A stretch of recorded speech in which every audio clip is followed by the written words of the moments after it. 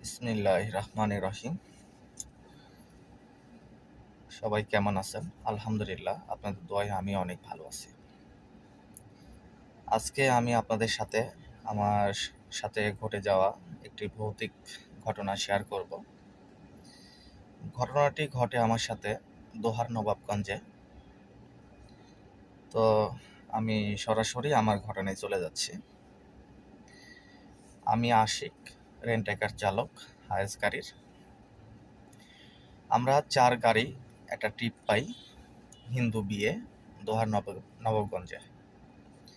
তো আমরা রাত্রি 8টার সময় রওনা করি দোহার নবাবগঞ্জের উদ্দেশ্যে।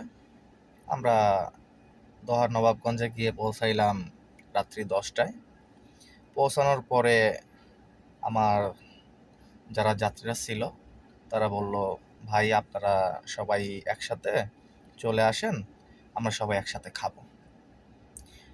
পরে আমরা গিয়ে নাস্তা করে তারপরে ভাত দিয়েছে রাতের খাবার খেয়ে পরে আমরা যে যার মতন করে চলে আসলাম গাড়িতে। আর তাদের যেহেতু একটা হিন্দু বিয়ে, তাদের বিয়ের লগ্ন ছিল রাত্রি 2টা না 2:30টার দিকে। তো ওরা সবাই যেহেতু জাগা, তো আমরা গাড়িতে এসে যে যার মতন করে আমরা বসে থেকে সময় টময় কাটাচ্ছি। ওরা একসাথে সবাই গল্প টল্প করতেছি। এক মুহূর্তে সবাই আমরা বললাম যে তাহলে চলেন আমরা বিয়ের অনুষ্ঠানে ওইখানে গিয়ে বিয়ের অনুষ্ঠানটা দেখি। যাই হোক, আমরা বিয়ের অনুষ্ঠানে এখানে আসলাম। তাদের বিয়ের লগ্ন থেকে শুরু করে শেষ পর্যন্ত হয়তো আমরা 3টা 3:30 পর্যন্ত সেখানে ছিলাম। এরপরে আমরা যেহেতু ঢাকা থেকে গাড়ি চালিয়ে গিয়েছি, তো আমরা মোটামুটি অনেকজনই ক্লান্ত। তো ঘুম পাওয়ার কারণে পরে আমরা চলে আসলাম গাড়িতে, যে আমরা ঠিক করলাম যে আমরা গাড়িতে এসে ঘুমাবো। যাই হোক, পরে এসে আমরা সবাই যে যার মতন করে গাড়িতে উঠে আমরা শোয়ার প্রস্তুতি নিয়ে ঘুমানোর ট্রাই করতেছি। আমার গাড়ির ঠিক সামনের দিকে আমাদের এক ভাই হাঁটাহাঁটি করতেছে। তো আমি অনেকক্ষণ থেকে তাকে ফলো করার পরে এক সময় তাকে আমি জিজ্ঞেস করলাম, ভাই কোনো সমস্যা? বলেছেন না। তো যাই হোক, আমি এই কথাটা শোনার পরে আমি আবারও শুয়ে পড়লাম। শুয়ে ঘুমানোর চেষ্টা করতেছে, তখন আমার ঘুম আসেনি। এরপরে ভাইটি দেখি আমার গাড়ির পিছনে আবারও হাঁটাহাঁটি করতেছে। তো আমি মনে করলাম যে হয়তো কোনো সমস্যা, যাই। পরে আমি গাড়ি থেকে নেমে আমি ভাইটির সাথে গল্প করতেছি, হাঁটাহাঁটি করতেছি। বলে রাখা ভালো, আমরা যেখানে গাড়িটি রেখেছি সেটা হচ্ছে একটা মন্দিরের মাঠ। তো সেখানে গাড়ি রেখে বড় ফাঁকা মাঠ, জ্যোৎস্নার আলো। আমরা দুইজনে গল্প টল্প করতেছি, হাঁটাহাঁটি করতেছি গাড়ির পিছন সাইড থেকে। হঠাৎ করে একটা গাড়ির গেট খোলার সাউন্ড। তো আমি তাকাইলাম, তাকানোর পরে আমি অবাক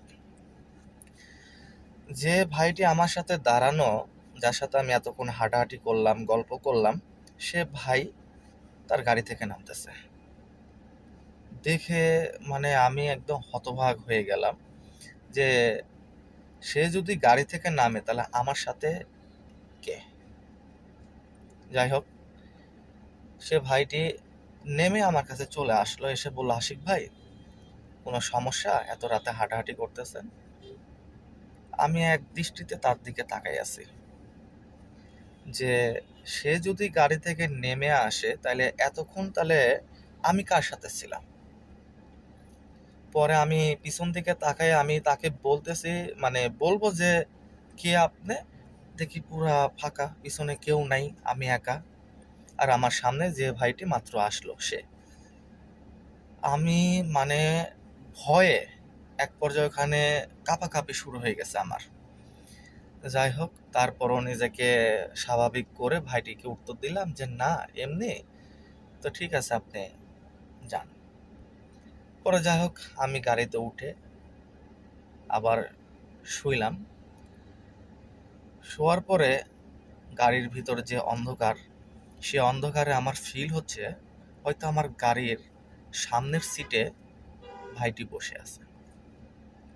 পরক্ষণে মনে হচ্ছে যে আমার গাড়ির হয়তো পিছনের সিটে ভাইটি বসে থেকে আমাকে দেখতেছে। যাই হোক, এইরকম একটা হাড় কাঁপানো ভয় নিয়ে কখন যে ঘুমাই গেছি নিজেও জানি না। সকালে আমার সহপাঠী যারা, তাদের ডাকে আমার ঘুম ভাঙে। ঘুম ভেঙে উঠে দেখি তারা সবাই রেডি নাস্তা করার জন্য। পরে আমি উঠে ফ্রেশ ট্রেশ হয়ে তাদের সাথে আমি গেলাম নাস্তা করতে। নাস্তা করতে বসে তাদেরকে এই ঘটনাটি আমি বললাম যে এরকম অবস্থা, কালকে এইভাবে আমি এরকম একটা ভয় পেয়েছি। যাই হোক, সবাই আমাকে অনেক সাহস দিল যে এই ধরনের ঘটনা ঘটতে ঘটে, অনেক সময় ঘটে। যাই হোক, সেই ঘটনা বলতে বলতে যে আমার লোমগুলো দাঁড়ায় গেছে। যাই হোক, এই ছিল আমার ঘটনাটি।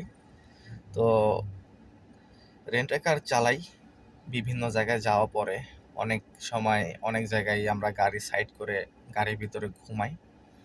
তো অনেক ধরনের ঘটনা আছে আমার সাথে, ইনশাআল্লাহ আপনাদের সাথে শেয়ার করব। তো ধন্যবাদ, সবাই ভালো থাকবেন। আসসালামু আলাইকুম।